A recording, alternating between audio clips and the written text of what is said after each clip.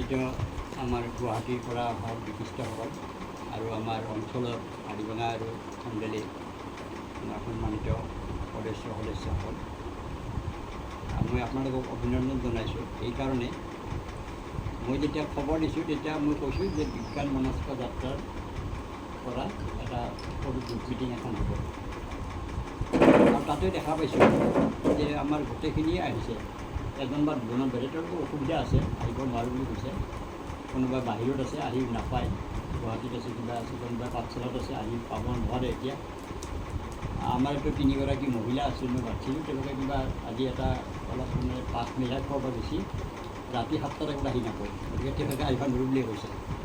যিয়ে নহওক, আপোনালোকে বিজ্ঞান মনস্কতা লৈ পেলাই আপোনালোকে তৎক্ষণাতে আহিছে, ইয়াত গৈছে, তাৰ কাৰণে আপোনালোকক মই অভিনন্দন জনাইছোঁ। এইটো এটা প্লাছ পইণ্ট, এইটো এটা পজিটিভ লাইন। এতিয়া কথাটো হৈছে যে যিখন সমাজত আমি আছোঁ, এই সমাজখনত আমি জানো সামন্তবাদী জ্ঞান ধাৰণা ইত্যাদি এইবিলাক প্ৰবল পৰিমাণে এতিয়াও ৰৈ আছে।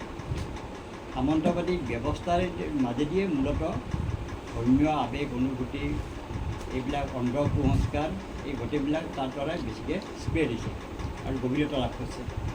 গতিকে সামন্তবাদী ব্যৱস্থাৰ অৱসান হোৱা নাই। আমাৰ এই ব্যৱস্থাটো যেতিয়া ব্ৰিটিছৰ পৰা স্বাধীনতা লাভ কৰিছোঁ আমি, তেতিয়া প্ৰয়োজন আছিল সামন্তবাদী ব্যৱস্থাটো সম্পূৰ্ণ উৎখাত কৰা।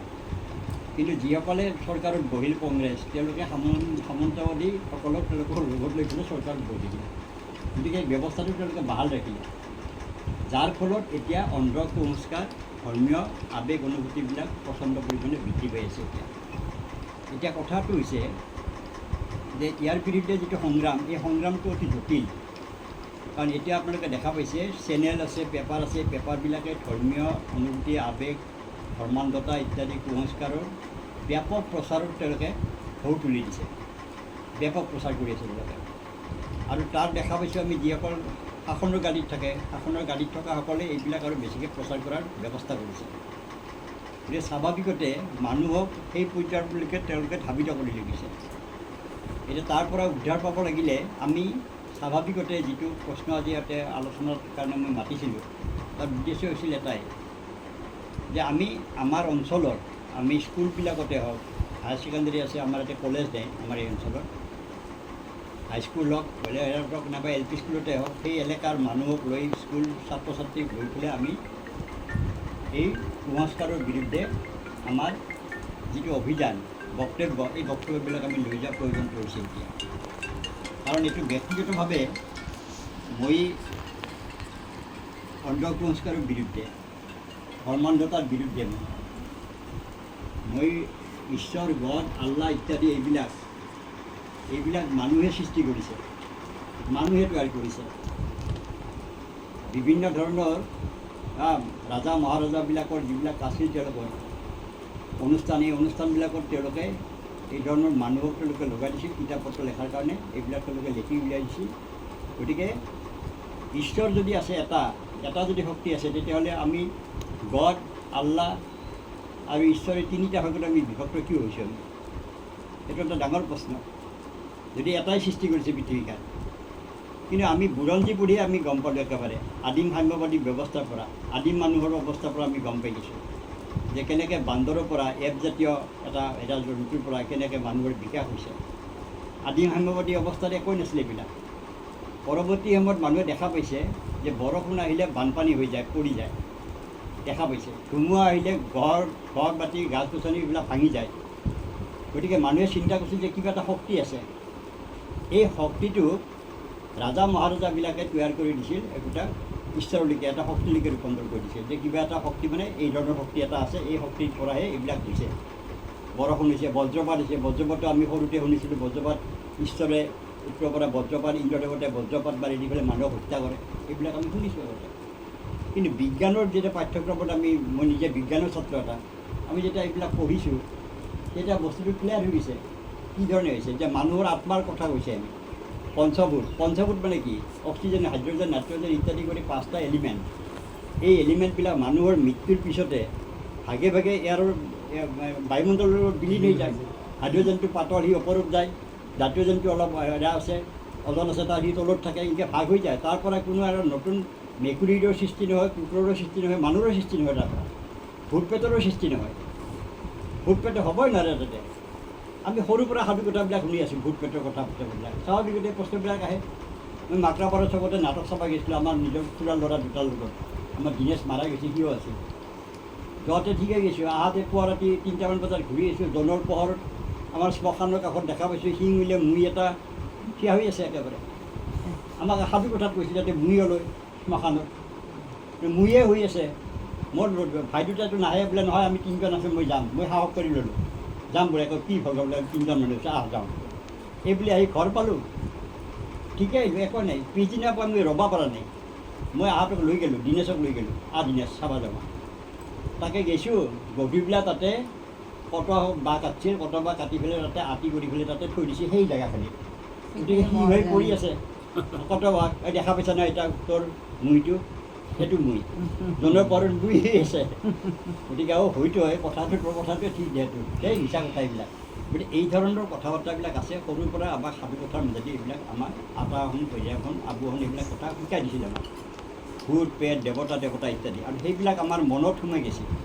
এতিয়া এই চিন্তা ভাৱনাৰ পৰা যদি মানুহ আঁতৰ কৰিব লগা হয়, তেতিয়াহ'লে বৈজ্ঞানিক চিন্তা ভাৱনাবিলাক তাৰ ওপৰত সোমাই দিব লাগিব।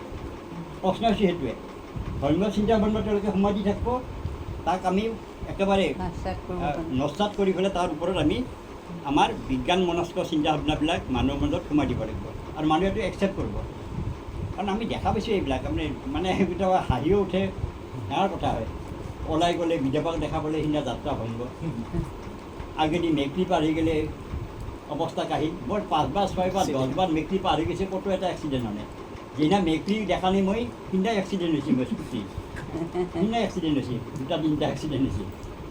বিধৱা দেখি গৈছোঁ, ক'তো মই ফেইল হোৱা নাই, ছাকচেছ হৈ আছোঁ একফালৰ পৰা।